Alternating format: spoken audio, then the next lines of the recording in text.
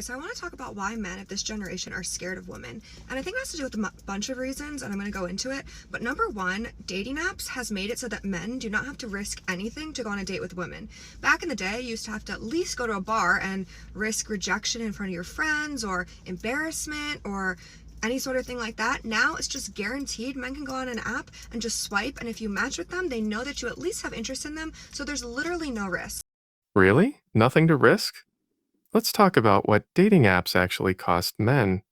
Because if you think men are out here winning on Tinder, Bumble, or Hinge, you're not looking at what's happening behind the scenes. She's comparing old school rejection, walking up to someone in a bar and being told a no, to today's quiet rejection on apps. But let's be honest, that silence, that lack of matches, that's still rejection. It's just invisible. On most dating apps, 90% of men get ignored. They swipe, nothing. Message, nothing. No feedback, no closure, just silence. And that silence hits hard because it feels like you don't even exist. In real life, at least you know someone said no. On apps, you're just left wondering, am I not good enough? Something wrong with me? Why is no one matching with me? It's rejection with no explanation, and it eats at your self esteem day after day. Let's talk mental health. You keep swiping, chasing that dopamine hit of a match, but it rarely comes. And when it does, it's often dry, low effort, or fake, catfish, scammers, people bored at work. It becomes a trap. You're investing your time, energy, and confidence, and in return, you get maybe one real conversation a week. That might lead to a first date. Maybe. And that one date could ghost you, could flake, could use you for a meal. So, yeah, men are risking something. Their sanity. Let's get one thing clear, dating apps don't treat men and women the same. If you're a woman, the moment you make a profile, you're flooded with likes, messages, and options. If you're a man, unless you're 6'2", ripped, rich, or movie star handsome, you're invisible. Apps are brutal to average guys. It's not a fair game.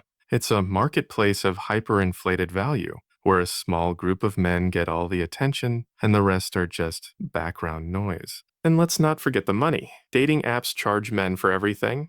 Want to see who liked you? Pay. Want more swipes? Pay. Want a boost? Pay again. It's like a casino built on hope. You pay, hoping this time it'll work. But most of the time, it doesn't. Now stack that on top of the emotional cost. You're broke, burned out, and still alone. But at least there's no risk, right? The real cost isn't money. It's what dating apps do to your sense of self. You start to believe you're not desirable. You start to withdraw. You stop trying because what's the point? Apps were supposed to make dating easier. Instead, they made it colder, more transactional, and for most men, more hopeless.